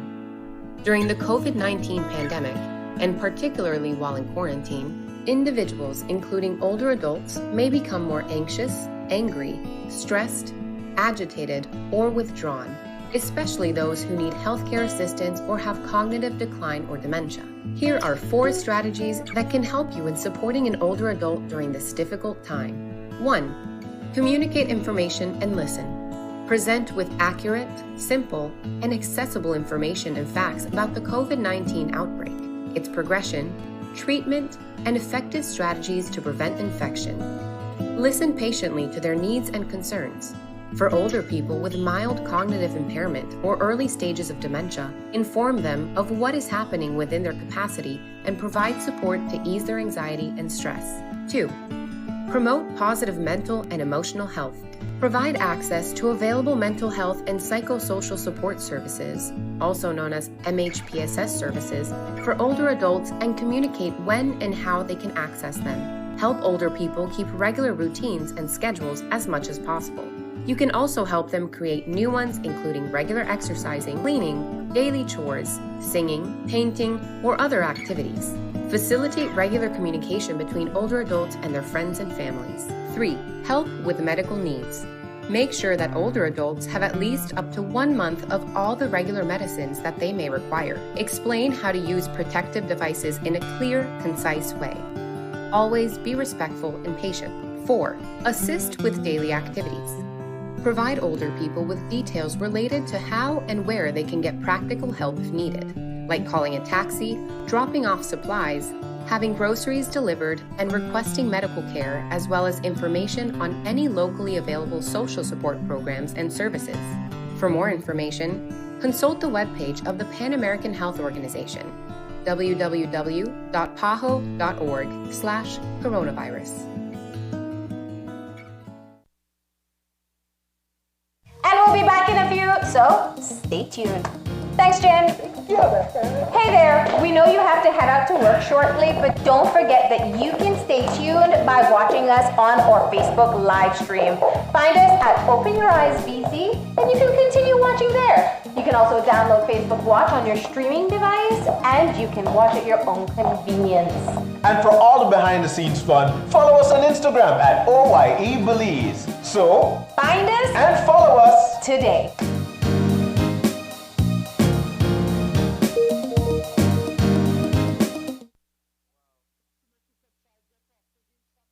Whether you're at home, on the road, at work, or at school, if you see news happening or suspect that something might be up, call or text the Channel 5 News Belize tip line at 672-5555. You don't have to give us your name, just give us the tip. That's 672-5555. Call or text us so we can check it out.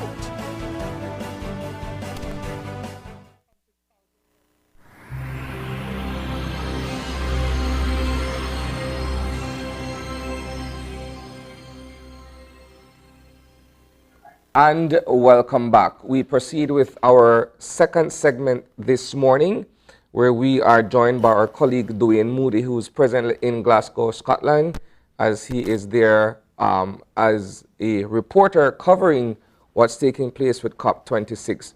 Good morning, Dwayne. Morning, Isani. Morning, Paul. Good morning. Afternoon, actually, from Glasgow, Scotland. Yeah. Okay, so Dwayne, let's go back over some of the major developments that took place last week and perhaps what we can look forward to this week in respect of COP26.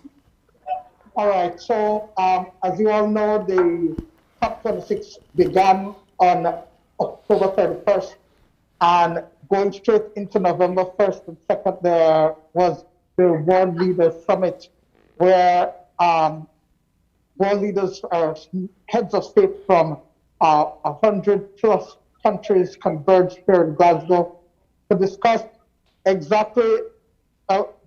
climate finance. That is exactly what the topic has been primarily for the first 3 days of the COP26 conference. So essentially, the small island development states are trying to hold these bigger countries who are huge emitters of GHG gases, holding them to task for a commitment that they made back with the Paris Agreement in 2015, that they would have provided $100 million. Billion, correct? Yeah, billion, sorry, $100 billion for these countries who have been experiencing climate change, the effects of climate change, that they would be able to access these monies for mitigation and adaptation measures. Going on from that, there was the COP presidency had an agenda where he felt that the youth must be included in the discussions when it comes to climate change, because the reality is that the youth are affected now. They're not only the future, but they are experiencing climate change, the effects of climate change right now. That has led to numerous protests that have been happening outside of the Blue Zone. Yeah. So for me to just explain that, the Blue Zone is where the meetings are happening with world leaders, ministers, and the technocrats. And then you have the Green Zone, which is open to the public. And it is there that persons are out expressing their discontent with what is happening with the whole issue of climate change. On Saturday, and as you can see on the screen, on Saturday, a huge protest was planned and executed. I have highlights of this in the newscast tonight, but Sane called 100,000 persons. That's the number that that authorities are giving us. 100,000 persons, primarily young people, came out to this protest, and they walked about 3 miles through the streets in downtown Glasgow City, the center of Glasgow, and they were clear on their message. sent the message that something needs to be done. No? Yeah, let me pause you for a second there, Dwayne, and ask the question in the context of you mentioning that young people ought to be a significant part of this ongoing movement. When you say young people, Dwayne, I think Greta Thunberg from the more international perspective, but I also think Kiefer Mess from a local perspective. What has it been like in terms of seeing these young people being active and trying to get their voices heard outside of just the protest, but in terms of trying to get the message forward that climate change and everything that happens around the environment also do affect the future of humanity, so to speak? Well, you know, Ishani, prior to the conference of the parties, there was a side event that occurred 3 days before. That involved the youth, and Kiefer Mess was one of the young persons who attended on the Belize delegation, and it was a forum for which young people were able to express their concerns about climate change, what they are doing in their communities, and really to encourage others to do the same.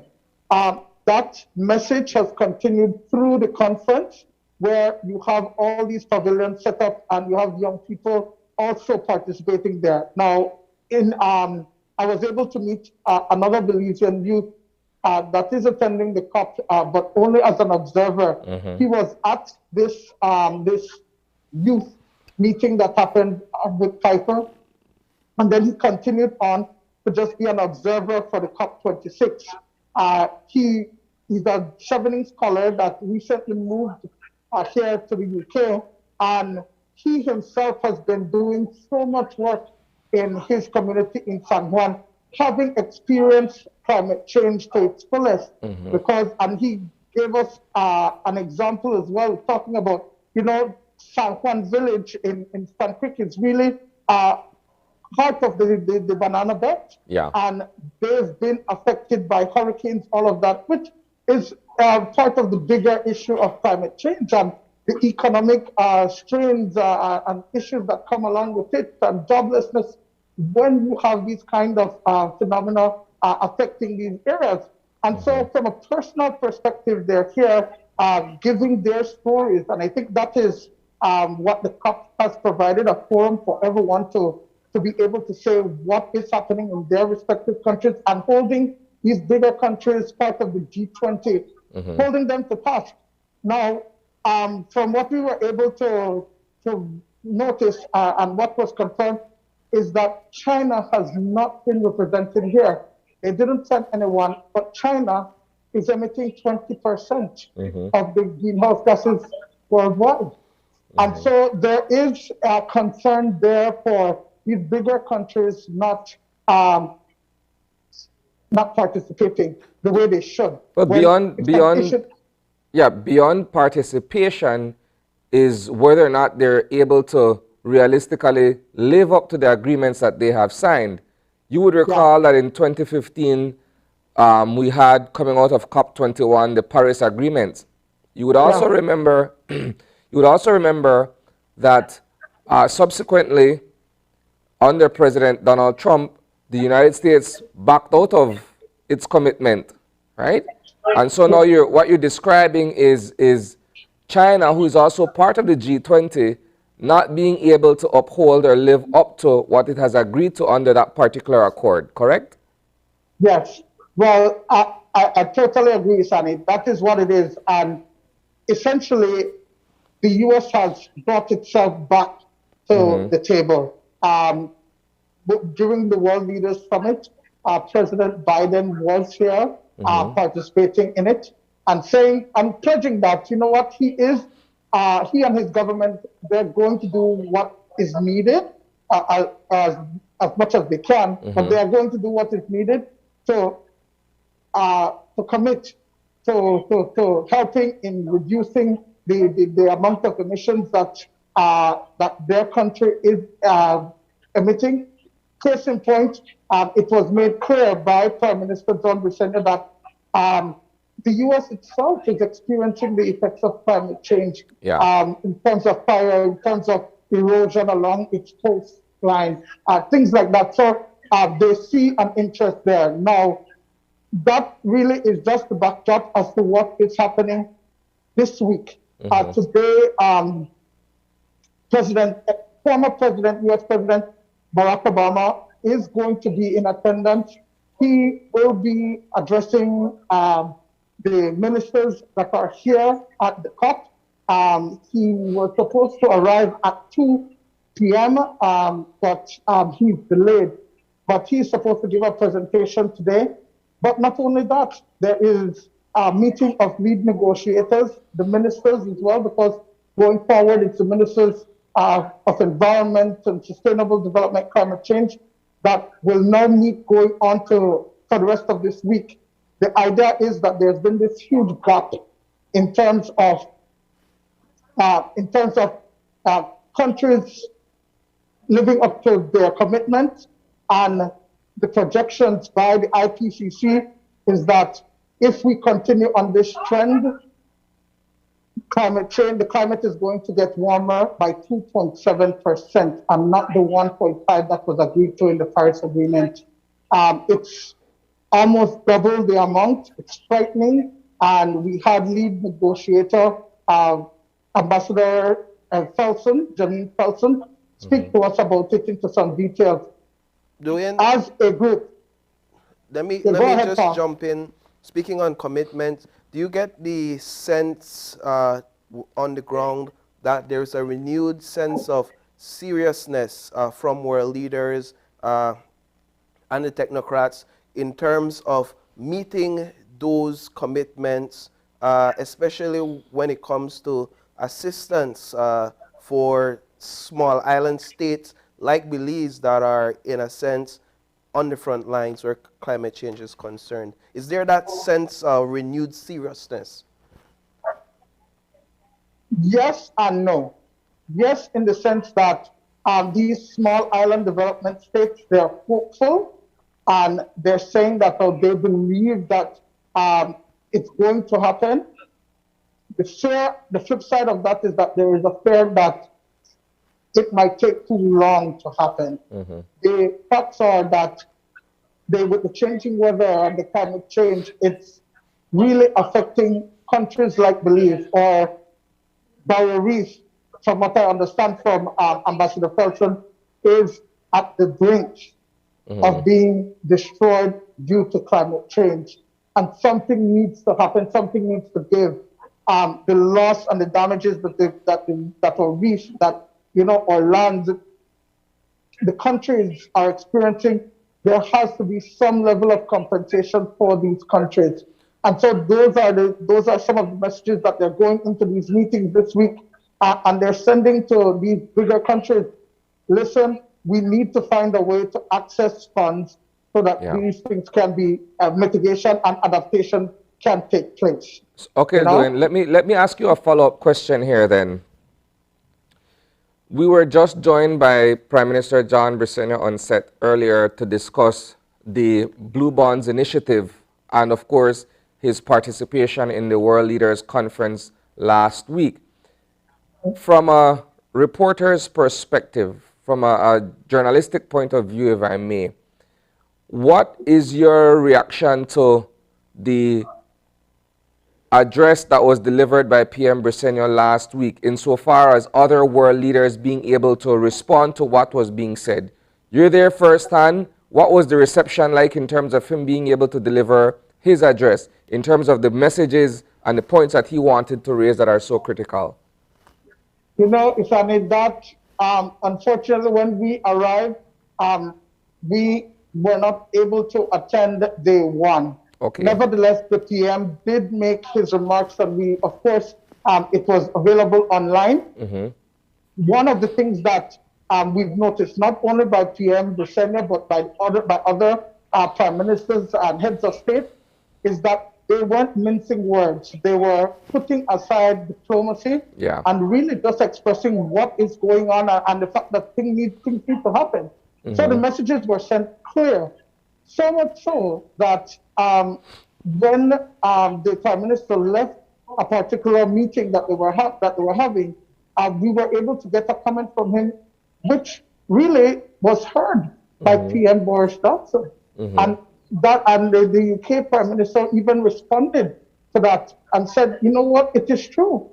Larger countries have been, the practices of larger countries have had a global effect. And it's these smaller countries that are feeling it, and there needs to be some level of intervention and some responsibility that must be owned up to by these larger countries. And so that is the sentiment that is carried through into this week. We know that you've been hard at work there in Glasgow, but all work, no play makes Jack a dull boy. You spent the weekend, as we understand, covering the protests, but have you been able to get some time to take in the experiences that are being offered there as a tourist, per se, as a visitor there in Glasgow? What have you been able to experience? Paul, honestly, not as yet. Yeah. I've been exhausted, but it's because of the change in time. I still have not adjusted. As yet, there's a 6-hour difference in time. And so it's been rough to adjust, but we've been pushing, we've been trying to get as much back home. And so, and I'm sure that you've been seeing it in the news, but it's been rough. And so on Saturday, we did the protest. The protest actually went on for about 6 hours.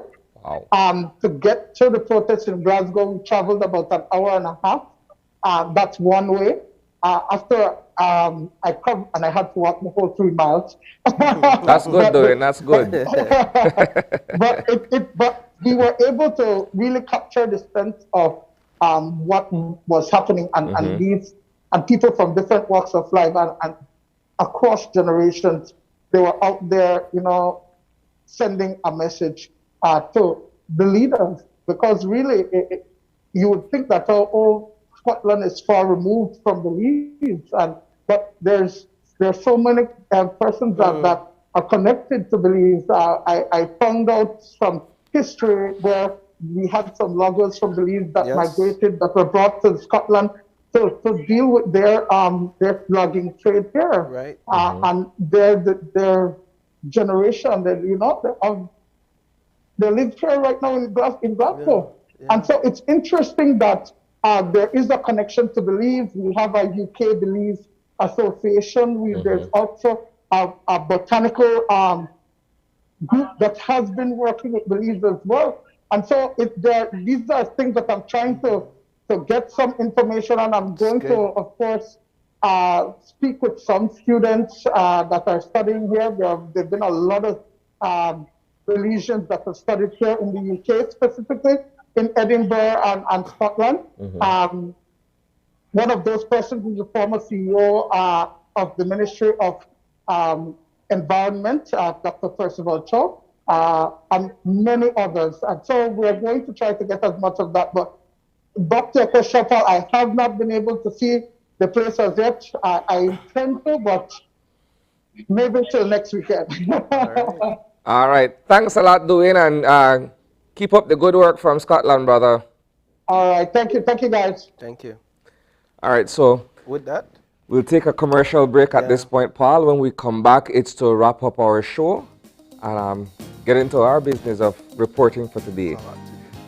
Commercial break.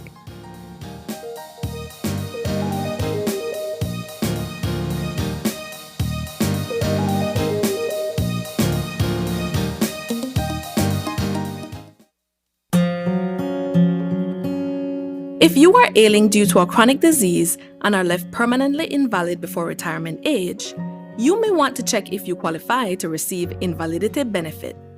The invalidity benefit exists for persons who are unable to continue working due to permanent illness. To qualify, you must be under 60 years old, must be sick for 26 consecutive weeks and certified to be medically unable to perform any type of work, must have at least 5 years of paid SSB contributions and at least 5 paid within the 3 months leading up to your illness. If you do not qualify for the invalidity pension, you may be eligible for the invalidity grant. Want to know more about invalidity benefit? Visit our website or contact any of our offices to have someone assist you. Also, be sure to visit our Facebook page and give us a like to stay informed. Social Security Board, safeguarding you, your family, your future. As one of the largest cable and internet providers in Belize, CBC strives to provide our customers with the highest standards of quality, value, and service in all aspects of cable TV and internet. Monitoring our systems closely, our technicians combine creative planning and state-of-the-art technology with years of experience and training to develop and provide the most reliable and advanced cable and internet service to exceed your expectations. For CBC and our team of talented engineers, technicians, and customer service representatives, delivering less than the very best is never an option.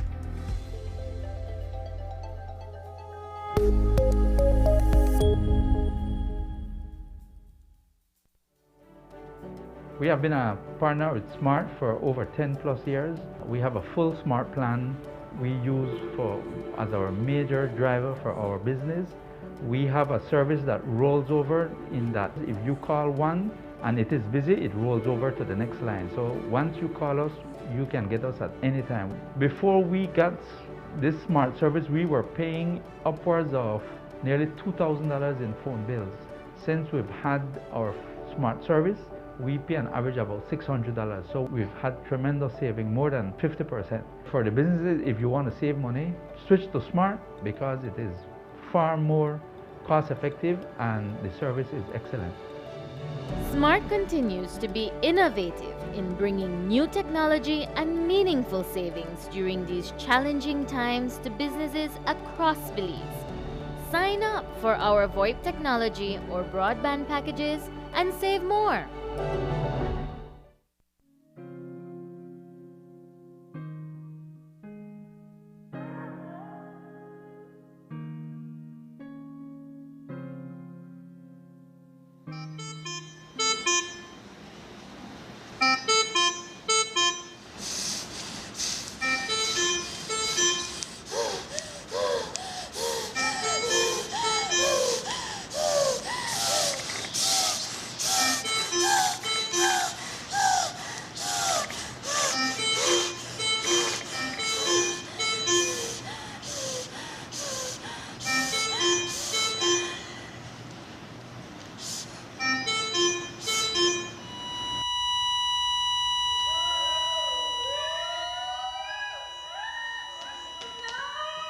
This can be you.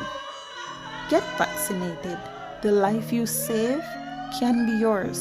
This is a message from the Ministry of Health and Wellness. Following the COVID-19 vaccination, some people may experience side effects such as soreness at the injection site, chills, nausea, body aches, or a fever. But these symptoms go away after a few days. These side effects are a result of your immune system responding to the vaccine and are not a sign that you are sick with COVID-19. The COVID-19 vaccines will not give you COVID. When you receive your vaccine, the health worker will advise you what to take if you are experiencing any of these side effects. Remember, these mild side effects cannot compare to you not being able to share memorable moments with your family and friends if you fall gravely ill from COVID. Vaccines bring us closer.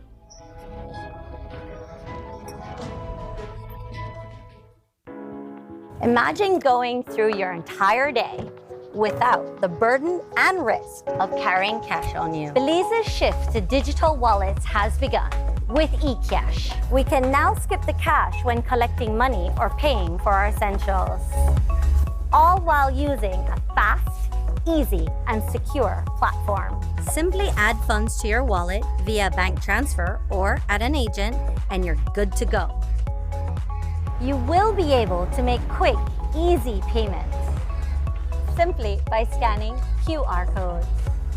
And best of all, it all happens just like that. Payments are as easy as clicking a link online or scanning a QR code. Download the eCash app from the Google Play and Apple App Store today and take your first step into a cashless lifestyle. The future is here with eCash. For more information, visit www.e-cash.com or contact us via WhatsApp at 613-0257 to find out more.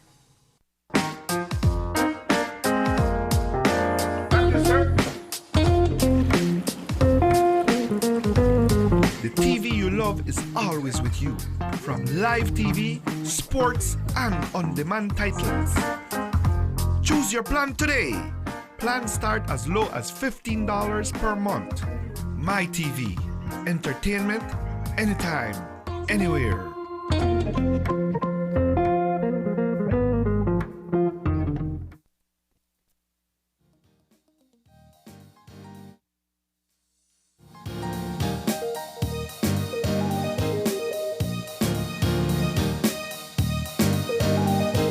And welcome back. We are at the tail end of our show for this morning.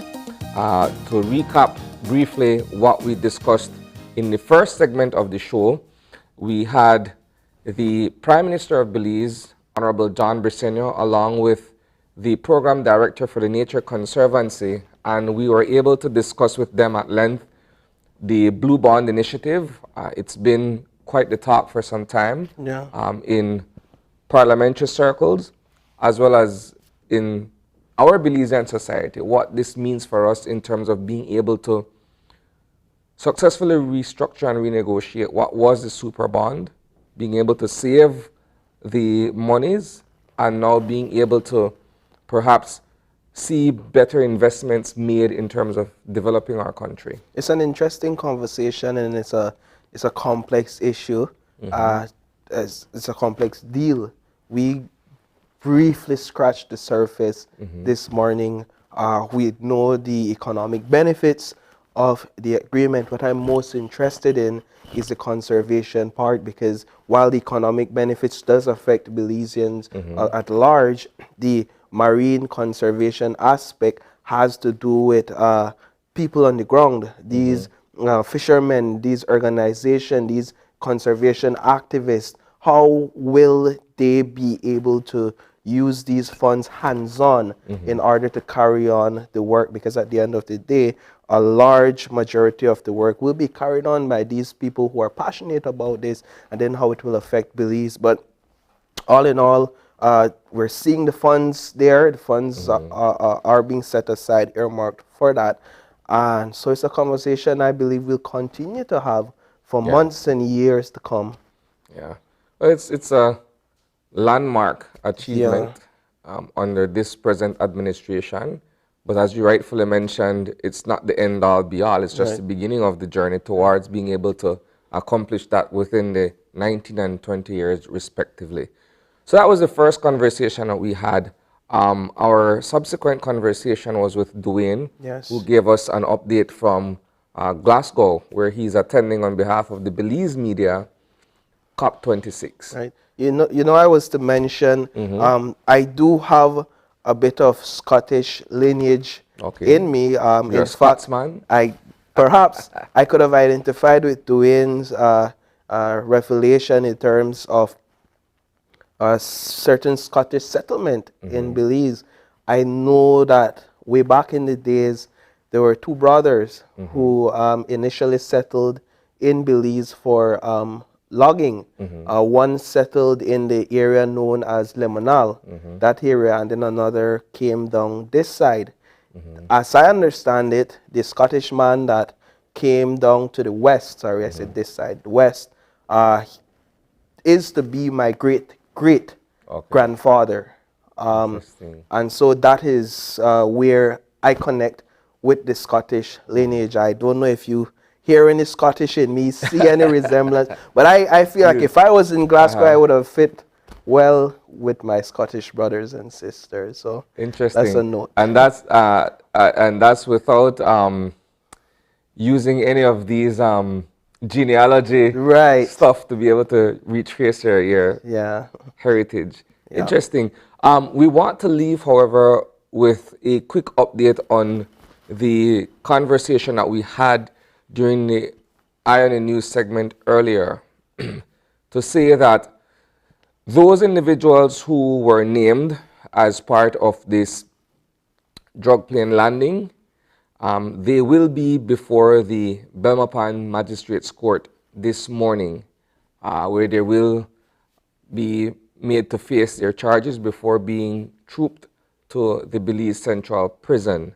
So that's the latest update, and certainly this is still a developing news story, so we expect to hear, if not from the Commissioner of Police himself, at least from someone within the department who'd be able to formally apprise us of what has been taking place over the past 48 hours and what it means for the police department in terms of now having to do its own damage control for the black eye that it has received yet again. So certainly, we will provide you guys with an update at 6 o'clock.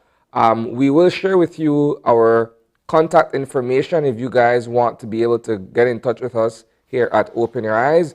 You want to share with us your thoughts and your opinions. The number is, the information is listed below on the screen. So with that said, Paul, we say goodbye. What's the tagline for saying our farewells? Well, until tomorrow, keep your minds, your eyes, and your hearts open. All right, there we go. We'll see you guys tomorrow, Belize. Take care.